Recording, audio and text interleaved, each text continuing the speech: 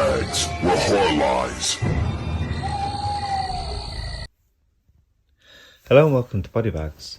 My name is James and I'm your Tuesday night reviewer. And for this evening's review, I decided to bring you the new film by Osgood Perkins, Longlegs. So this is one that I caught at the cinema. I'd heard a few bits and pieces about, but I purposely didn't go too heavy into knowing much about it, apart from I knew Nick Cage was in there, Micah Monroe, and obviously being from Osgood Perkins, it's quite stunning visual aesthetic. And that's kind of all I knew about it. But anyway, the movie starts and it's a strange setting. It's like it's in Oregon in the US, and there's this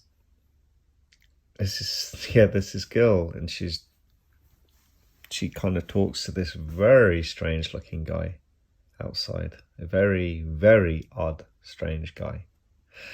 Then we shoot forward into the 90s. It definitely has Silence of the Lamb feel with this, with the FBI agent being set in the 90s and stuff like that, trying to track down a killer, a serial killer.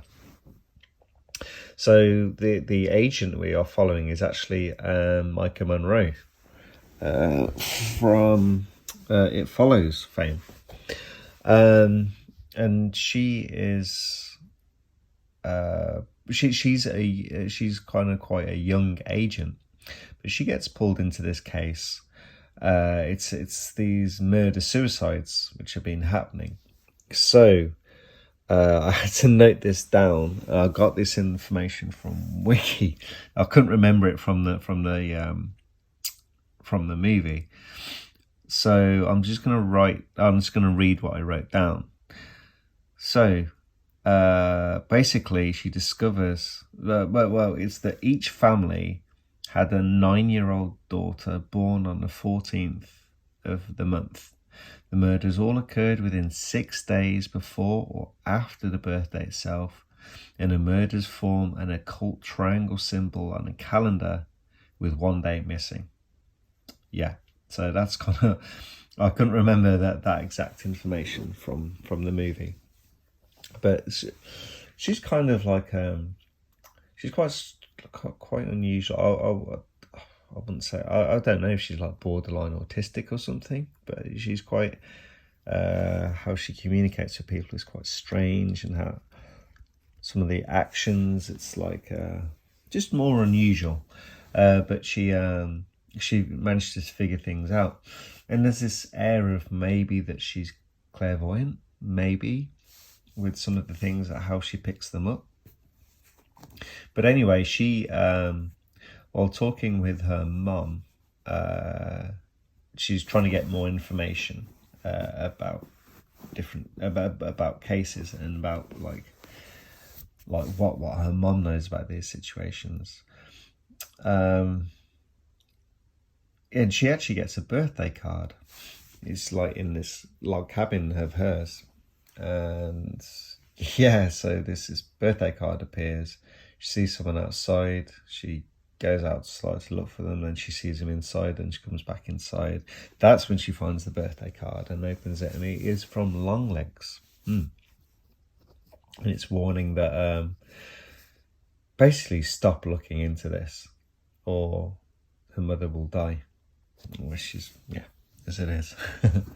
But anyway, so that she's working with the other FBI agents. They start to find these strange things, as these dolls with these metal balls inside their head that are empty, but they seem to give off some like energy inside. Yeah. This is definitely a strange movie, because the narrative and how it's all put together, it's all really very strange, how it all is. I think I'm gonna spoil some of this, because otherwise it's like so so strange how you talk about the movie and like don't really tell anything, and then I just stop talking about it. So I will be putting spoilers into this kind of thing. Anyway, basically, there's this connection. So she's kind of asking her mum. She's like, do you know anything about this? And she's like, you kind of look through your personal belongings, and we find out that she was the girl at the start of the movie, and she was visited by Longlegs. She actually has a photo of Longlegs, so they managed to track him down, and yeah, they track him down. And then they're interrogating him. Well, she's interrogating him in a interrogation room, of course, in a police station. And then he just smashes his face into the table and ties, basically. So yeah, so she's found this out. So basically, he was living. The mum is kind of in on this. So Micah Monroe goes with another agent to speak to her mum. The other agent gets her face blown off, basically, with a double-barreled shotgun by her mum. You actually find out that Longlegs has been living at their home the whole time. That's where he is. He's been in the cellar downstairs making these weird dolls. Yeah, and like, so she's trying to stop. I won't go any further than that, actually, because there is more to this that I don't think I really need to say. I think I've said quite a lot already. It's definitely a really odd movie. It's super strange that our Longlegs character is Nick Cage in super heavy makeup. It's super strange character. He basically says that he's working for the man downstairs, so it's like a satanic thing, this whole thing.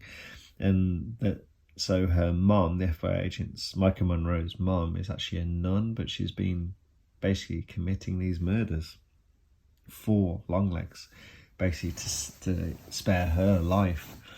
Yeah, it's really strange, really eerie movie, but it's beautifully shot. I love the cinematography on this, and like every kind of scene, you could pause it at any point and it's a fantastic frame. It's so well put together.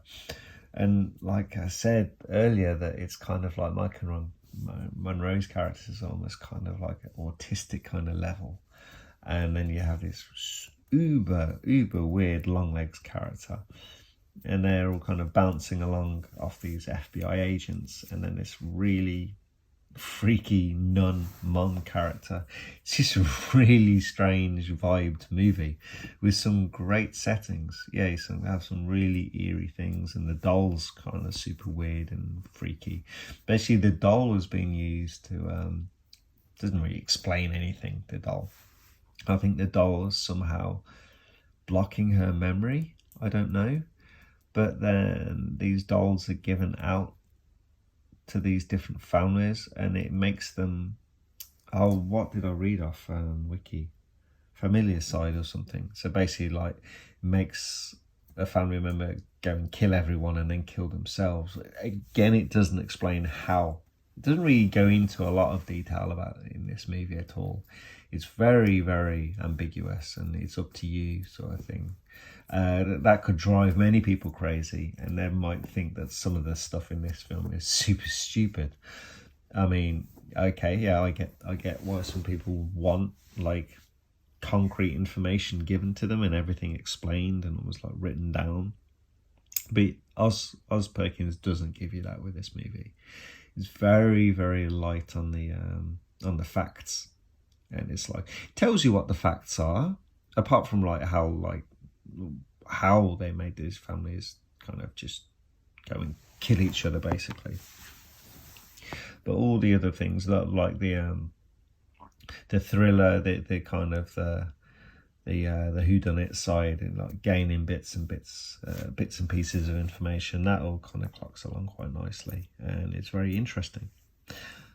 But this is definitely one to watch. It's really strange, really eerie, very slow paced.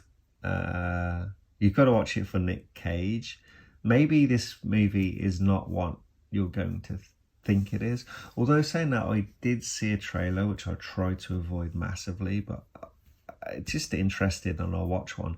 And it doesn't make the movie out to be something that it isn't, which I quite like, because I hate it when kind of like studios decide to cut up a trailer and then portray something which is nothing what the film is. I didn't get that vibe at all with the trailer that I saw. But anyway, definitely his strange piece. Again, visually stunning with Osgood Perkins, but the story can be a little bit light at times, but that's when you just melt into the visuals, and kind of that'll get you through the whole of the movie. But I do recommend it. It is a fun watch, and it's probably, at the moment, it's somewhere on my top 10 films of this year. But anyway, that's the end of the review. Hope you guys enjoyed it. Sorry, I can't speak. I'll catch you next week. Thank you. Goodbye.